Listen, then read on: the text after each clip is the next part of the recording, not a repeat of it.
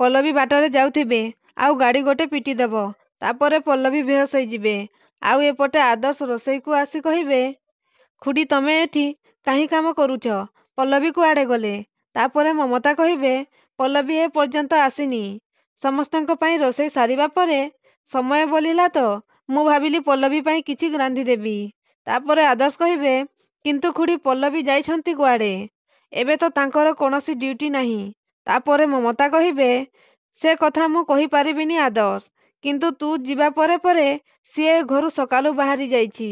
ତାପରେ ଆଦର୍ଶ କହିବେ, ମୁଁ ତାଙ୍କୁ କେତେବେଳୁ କଲ୍ କରୁଛି, ହେଲେ ସେ ମୋ କଲ୍ ରିସିଭ୍ କରୁନାହାନ୍ତି। ତାହେଲେ ସେ ଗଲେ କୁଆଡ଼େ?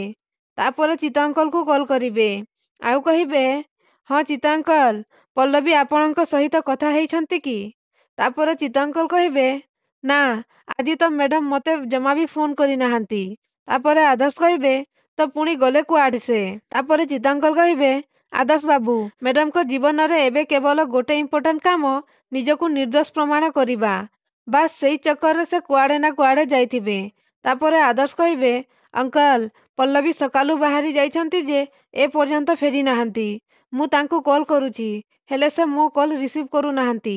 ଆପଣ ଜାଣିଛନ୍ତି ସେ କୁଆଡ଼େ ଯାଇଛନ୍ତି? ତାପରେ ଚିତ୍ତ ଅଙ୍କଲ କହିବେ, ନା, ମୁଁ ତ ଜାଣିନି। ପୁଣି ଆଦର୍ଶ କହିବେ, ଅଙ୍କଲ, ତଥାପି ଅନୁମାନ କରନ୍ତୁ, ଯଦି ପଲ୍ଲବୀ ନିଜକୁ ନିର୍ଦ୍ଦୋଷ ପ୍ରମାଣ କରିବାକୁ ଚାହୁଁଛନ୍ତି, ତାହେଲେ ସେ କୋଉଠିକି ଯାଇଥିବେ? ତାପରେ ଚିତ୍ତ ଅଙ୍କଲ କହିବେ, ଆଦର୍ଶ ବାବୁ, ଆପଣ ଗୋଟେ କାମ କରନ୍ତୁ, ପଡ଼ିଆ ପାନ ଦୋକାନ ପାଖରେ ଜଲ୍ଦି ଆସି ପହଞ୍ଚନ୍ତୁ। ମୁଁ ବି ସେଠି ଯାଇ ପହଞ୍ଚୁଛି। ସାଙ୍ଗ ହେଇ ସେ ଜାଗାକୁ ଯିବା। ତାପରେ ଆଦର୍ଶ ଫୋନ୍ ରଖିଦେବେ। ଆଉ ମମତା କହିବେ, ପଲ୍ଲବୀ କୋଉଠିକି ଯାଇଛି କିଛି ଜଣାପଡ଼ିଲା? ତାପରେ ଆଦର୍ଶ କହିବେ, ହଁ ଖୁଡ଼ି, ଚିତ୍ତ ଅଙ୍କଲ ଆଉ ମୁଁ ଏବେ ସେଇଠିକି ଯାଉଛୁ।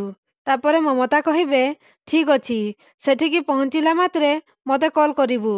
ମୋତେ ତା ପାଇଁ ବହୁତ ଚିନ୍ତା ଲାଗୁଛି। ତାପରେ ଆଦର୍ଶ ଚାଲିଯିବେ।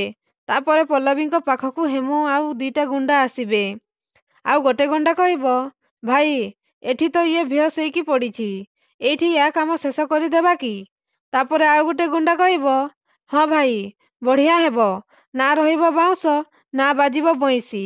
ତାପରେ ହେମୁ ରାଗିକି କହିବେ, ଏକ, ଚୁପ୍ କର, ଜୀବନରେ ଏମିତିକା ଭୁଲ କେବେ ବି କରିବୁନି। ସସ୍ପେଣ୍ଡ ହେଇଥିଲେ ମଧ୍ୟ ଏବେ ବି ସେ ଜଣେ ପୋଲିସ ଅଫିସର। ଆଉ ଗୋଟେ ପୋଲିସ ଅଫିସରକୁ ମର୍ଡର କଲେ ପୁରା ପୋଲିସ ଡିପାର୍ଟମେଣ୍ଟ ସେ କେସ୍କୁ ପର୍ସନାଲ ନେଇଯାଏ। ଆଉ ତାପରେ ଆମର କ'ଣ ହେବ? ହାଁ, କିଛି ବୁଝିପାରୁଛ ତ?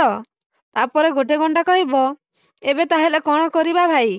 ତାପରେ ହେମୁ କହିବେ, ଶମ୍ଭୁ, ମୋ ଟାର୍ଗେଟ ହେଉଛି ସେ ଶମ୍ଭୁ ନାୟକ। ତ ଦର୍ଶକ ବନ୍ଧୁ, ଏବେ ସେ ଶମ୍ଭୁକୁ କ'ଣ କରିବେ? ଆଗକୁ ଜାଣିବା ପାଇଁ ଆମ ଚ୍ୟାନେଲକୁ ସବସ୍କ୍ରାଇବ୍ କରନ୍ତୁ।